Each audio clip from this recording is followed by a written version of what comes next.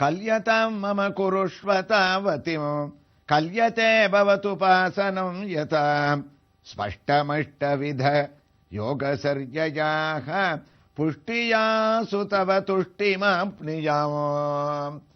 நாராயணியத்தினுடைய உயர்ந்த வேதாந்த விஷயங்களை கொண்ட 4ஆம் தசகத்துல முதல் ஸ்லோகத்தினுடைய வைபவங்களை நாம் அனுபவிச்சுட்டு இருக்கோம். இந்த ஒரு வைபவங்களை நாம் எந்த திருக்கோயிலேருந்து இந்த நாராயணிய தரிசனத்துல நாம் அடைஞ்சிட்டு இருக்கோம்னா, நம்ம எல்லாருக்குமே ஞாபகம் இருக்கும், சென்னையை அடுத்த தாம்பரத்திலிருந்து சேலையூர் செல்லக்கூடிய மார்க்கத்தில் சேலையூர் கேம்ப் ரோடிலிருந்து சுமார் 3 கிலோமீட்டர் தொலைவில் அமைந்திருக்கக்கூடிய திருவஞ்சேரி கிராமத்தில் கோயில் கொண்டிருக்கக்கூடிய ஸ்ரீ ராதா ருக்மிணி சமேத கிருஷ்ணனுடைய திவ்ய தரிசனத்தோடு நாம் அடையவிருக்கின்றோம். அந்த கோயிலானது பஜனை கோயிலாக இருந்து அந்த படம் இப்போது விக்கிரக ரூபத்திலே கோயிலாக உருவெடுத்து நமக்கு அருளை அங்கு எம்பெருமான் வாரி வழங்கிக் கொண்டிருக்கின்றான். இதோ இங்கு இருக்கக்கூடிய சுவாமியை தரிசிக்க உள்ளே நுழைந்து விட்டோம். வெளியே இருக்கக்கூடிய துவாரபாலகர்களை தரித்து உள்ளே சென்றால் இங்கு மூலவர் உற்சவர் என்று தனித்தனியாக 2 மூர்த்திகள் இந்த திருக்கோயிலிலே இல்லை. மூலவரும் உற்சவரும் ஒரே ரூபத்திலே இங்கு அமைந்திருக்கின்றார்கள். அந்த மூலவரும் இங்கு பஞ்சலோக விக்கிரகமாகவே நமக்கு காட்சியளிக்கின்றார். ஒருபுறம் ராதாய் பிராட்டியும் மற்றொரு புறம் ருக்மிணி பிராட்டியும் கண்ணன் நடுவிலே அழகாக உயர்ந்த கிரீடத்தை தரித்துக் கொண்டிருக்கின்றார். அந்த கிரீடத்திலே சூரிய பிரபையானது சந்திரவம்சத்திலே அவதரித்த இவனுக்கு அழகுக்கு அழகு ஊட்டுவதாக அமைந்திருக்கின்றது.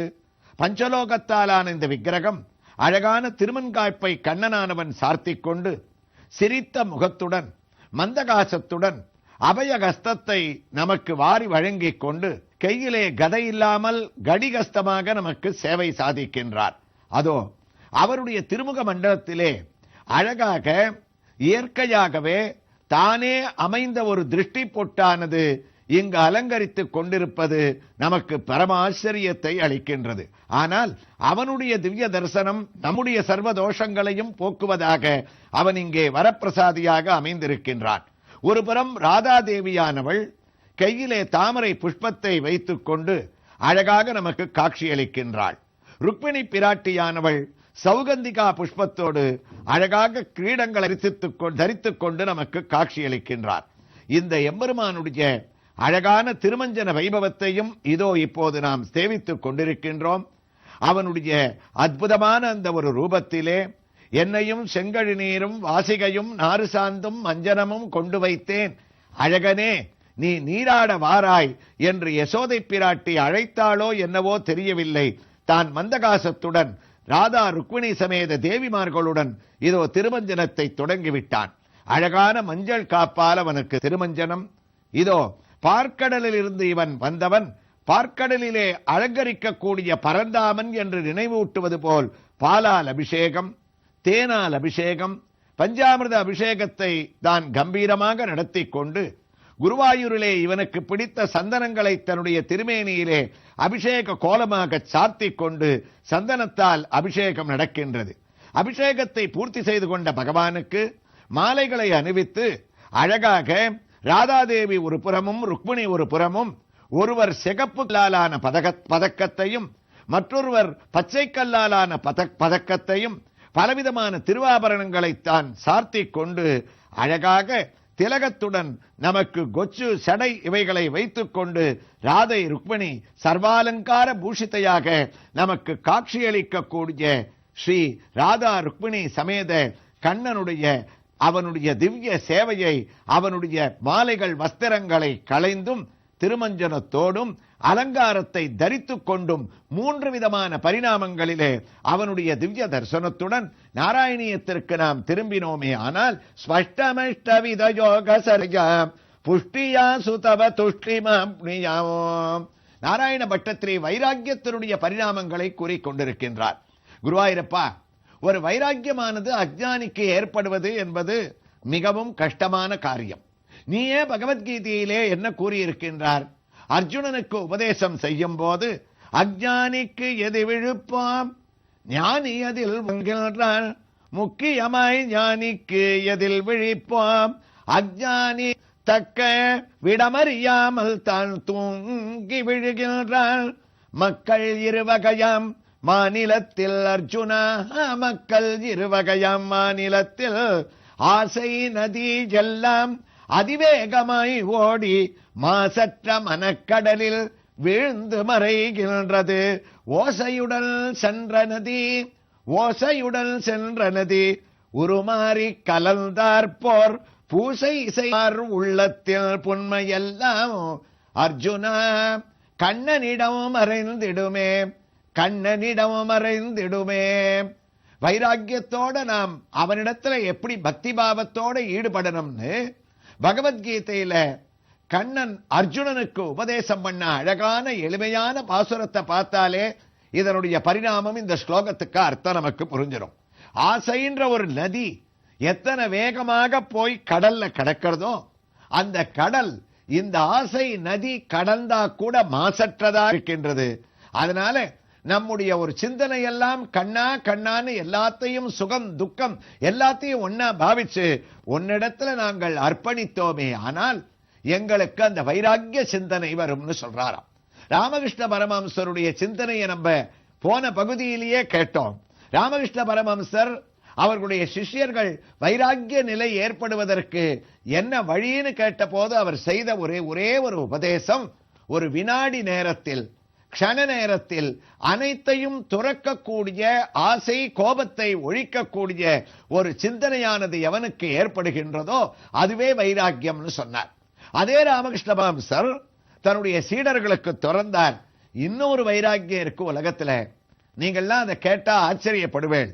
அதுக்கு மர்க்கடக வைராக்கியம்னு பேர். அத வைராக்கியம்னே நான் சொல்லக்கூடாதுன்னு பரமஹம்சர் சொல்லிட்டு சிரிச்சாராம். அது என்ன ஒரு வைராக்கியம்னா, குடும்ப வாழ்க்கையில சலிச்சு போய் அந்த குடும்ப வாழ்க்கையே பிடிக்காம வெறுமையான தன் குடும்பத்தில் இருக்கிறவர்களை மிரட்டுவதற்காக சொல்லக்கூடிய வார்த்தைக்கு வைராக்கியோட வர சந்நியாசம்னு பரமஹம்சர் சொன்னாராம். தன்னுடைய மனைவியை கணவன் மிரட்டுவான், குழந்தைகளை மிரட்டுவான். இப்படி எல்லாம் நீங்க என்ன கஷ்டப்படுத்தினா ஒரு நாளைக்கு நான் சொல்லாம கொள்ளாம சன்னியாசம் ஆயிட்டு போயிடுவேன்னு மிரட்டினானாம். பரமஹம்சர் சொன்னார், அப்படி ஒரு குடும்பத்துல நடந்தது. உடனே அந்த அம்மா பார்த்தா, இவரா சன்னியாசம் வாங்கிக்கிறவர், இவருக்கா வைராக்கியம் ஏற்படும் அப்படின்னு அந்த அம்மாவுக்கு தைரியம். ஏன் தினமும் காலையில் எழுந்தா இரவு வரைக்கும் 10 தடவை சன்னியாசம் வாங்கிக்கிறேன்னு சொல்லிட்டு இருக்க? உங்களுக்கு தைரியம் இருந்தா நீங்க சன்னியாசம் வாங்கிட்டு கிளம்பலாம், எனக்கு ஒண்ணு அதுல ஆட்சேபனை இல்லைன்னு அந்த அம்மா இவர் வாங்கிக்க மாட்டார்னு தைரியத்துல சொன்னாலாம். கோபம் வந்துருத்த இவருக்கு. நேர உடனே இப்பவே நான் கிளம்புறேன் அப்படின்னு வேகமா கோபிச்சுண்டு வீட்டு வாசல்ல வந்தார். வந்தவர் அங்க பார்த்தா அவருடைய பையன் தான் காபி சாப்பிட்டுட்டு ஒரு டம்ளரை அங்கேயே வச்சுட்டுட்டான். நேர தன் மனைவியை பார்த்து திரும்பினாராம். பொறுப்பு இல்லாம இப்படி டம்ளரை வச்சிருக்கா, இதை எவனாவது தூக்கின்னு போயிட்டா என்ன பண்ணுவேன், இதை முதல்ல எடுத்து வையேன்னா. முதல்ல இவர் ஆசையை துறக்கல. வெளியில இருக்கக்கூடிய உலக விஷயங்கள்ல பற்று இல்ல, எப்படியாவது நம்ம காசிக்கு போயிடணும்னு நேர போய் ட்ரெயின் ஏறினார். சென்னையில பாதி வழி வந்தது அந்த குண்டூர் தோணுச்சே இவருக்கு மனசுல பரபரப்பான். அடாடா ராத்திரி ஆயிடுத்தே, வீட்டை நம்ம மனைவி ஒழுங்கா பூட்டி இருக்கணுமே, நாம தானே பூட்டி பழக்கம், இவ பூட்டினா கூட நம்ம 10 தடவை போய் நம்ம சரி பார்த்துட்டு வருவோமே, மாடியில மொட்டை மாடி கதவை பூட்டி இருக்கணுமே அப்படின்னு ஒரு சிந்தனை ஓட ஆரம்பிச்சது. காலம்பர ட்ரெயின் விஜயவாடா கிட்ட வந்துட்டு இருக்கு. அப்ப அவருக்கு 4 மணிக்கு நம்ம 3வது குழந்தை அழுவானே, நாம தானே போய் பாலை வாங்கிட்டு வந்து அவனை காய்ச்சி கொடுப்போம். அவன் பசி பசின்னு கத்தின்னு இருப்பானே, இவ எழுந்துக்கவே மாட்டாளே, அவனுக்கு யார் இப்ப ஆகாரத்தை கொடுப்பா? 5:30 மணிக்கு வேலைக்காரி வந்து கதவை பெல்லடிப்பாளே, யார் போய் திறக்கிறது? இத்தனாழி முதல் பையன் காலேஜுக்கு கிளம்பிட்டு இருப்பானே, அவனுக்கு டிபன் கொடுத்தாலோ இல்லையோ தெரியலையே அப்படின்னு இந்த சிந்தனை ஓடி ஓடி என்ன ஆச்சு, காசிக்கு போனவன்னு கிளம்பினவர் விஜயவாடால இறங்கி எதிர் ட்ரெயினை பிடிச்சு மறுநாள் சாயங்காலத்துக்குள்ள வீட்டுக்கு வந்துட்டாராம். அங்க இருக்கிற புதுசா ஃப்ரெஷ்ஷா கிடைக்கிற மாம்பழங்களை ஆசையோட தம் பசங்களுக்கு பிடிக்குமேன்னு உள்ள நுழைஞ்சார். அந்த அம்மா அப்பவே சொன்னாலாம், நீங்க இங்கேருந்து கிளம்பும் போதே தெரியும் எனக்கு நாளைக்கு நீங்க வந்துருவேள்னு. பரவாயில்ல, உங்களுடைய சந்நியாசம் எங்களுக்கு 10 மாம்பழம் லாபமா எங்களுக்கு கிடைச்சது, முதல்ல அதை எடுத்துன்னு கட் பண்ணி கொடுங்கன்னாலாம். அதுக்குத்தான் மர்க்கடக வைராக்கியம்னு பேருன்னு பரமஹம்சர் உபதேசம் பண்ணாராம். உலகத்துல உண்மையாகவே வைராக்கியத்தை அடைஞ்சு சந்நியாசம் வாங்கிக்கிறவன் சொல்ல மாட்டான், சொல்லாம போவான், போனவன் திரும்பி வரமாட்டான். இப்படி சொல்லிட்டு நான் சன்னியாசம் வாங்கிடுவேன்றதெல்லாம் வெறுமை மிரட்டலா இருக்குமே தவிர பரமஹம்சர் சொன்னார், அதெல்லாம் பாதி வழியில வர சந்நியாசம். இன்னொருத்தன் காசியே போய் அடைஞ்சுட்டான், அங்க போய் ஆனா சந்நியாசம் வாங்கிக்கல. 10 நாள் கழிச்சு வீட்டுக்கு போன் பண்ணானா, எனக்கு இங்க நல்ல வேலையா கிடைச்சிடுத்து, உங்களை விட்டு இருக்க முடியல, அதனால நீங்க எல்லாம் குடும்பத்தை மாத்திட்டு அடுத்த ட்ரெயின்ல கிளம்பி காசிக்கு வந்துருங்க, இங்க வீடு பார்த்து வச்சாச்சுன்னு சொன்னானா. இப்படி நடக்கக்கூடிய இந்த வைராக்கியங்கள்லாம் சீடர்களிடத்து சொன்னார். வைராக்கியம் ஒரு நிமிஷத்துல ஏற்படக்கூடிய ஞானமாக இருக்கணும். அப்படிப்பட்ட ஒரு ஞானத்தை ஸ்பஷ்டமஷ்டவித யோக சரியஜா புஷ்டியா துதவ துஷ்டிமம் நிஜாமம். குருவாயூரப்பா, அப்படிப்பட்ட ஒரு ஞானத்தை எங்களுக்கு கொடு. அதற்கு எங்களுக்கு முக்கியமா என்ன வேணும்? ஒரு மனிதனுக்கு திடீர்னு ஒரு பாக்கியமோ நல்ல சிந்தனையோ ஒரு பக்தியோ அப்படிக்கற்ற மனசோ ஏற்படணும்னா அவன் அஷ்டாங்க யோகத்தை அவன் கடைபிடிக்க வேண்டாம். அஷ்டாங்க யோகத்தை கடைபிடிக்கிறதுன்றது பெரிய பெரிய யோகிகள் முனிவர்களுக்குத்தான் முடியும். குறைஞ்ச பட்சம் இந்த நாராயணியத்துல அஷ்டாங்க யோகம்னு என்னன்னு தெரிஞ்சின்றாலே அவனுக்கு அந்த பலனை கொடுன்னு இவர் வேண்டாராம். அப்படிப்பட்ட ஒரு வேண்டுகோளோட வைராக்கிய சிந்தனையோட குருவாயூரப்பனிடத்துல இந்த தசகத்தை ஆரம்பிச்சு முதல் ஸ்லோகத்தை முடிக்கிறார். இவ்வளவு தூரம் இவர் சொன்ன பரிணாமத்தை வழக்கம் போல நாம கேட்கக்கூடிய இந்த ஸ்லோகத்தினுடைய தமிழ் பாசுரத்தை பார்த்தோம்னா, உந்தனை போற்றுகின்றேன், உடல் நலம் வேண்டுகின்றேன், பொதுதனில் அஷ்டாங்க யோக பொலிவுகள் பலவும் பெற்றே உந்தனை அடையவும் அந்த உயர் வழி கிட்டலாகும். அஷ்டாங்க யோக பொலிவுகள் பலவும் பெற்றே கண்ணா உந்தனை அடையவும் அந்த உயர் வழி கிட்டலாகும். வைராக்கியம் வைராக்கியம் எந்தன கருள வேண்டும் ஏற்றமான குருவாயூரப்பா, வைராக்கியம் எனக்கு நீ அருள வேண்டும். ஸ்பஷ்டமஷ்டவித யோக சர்யா புஷ்டிஜாசோ தவ துஷ்டிமாப்னுயாம்.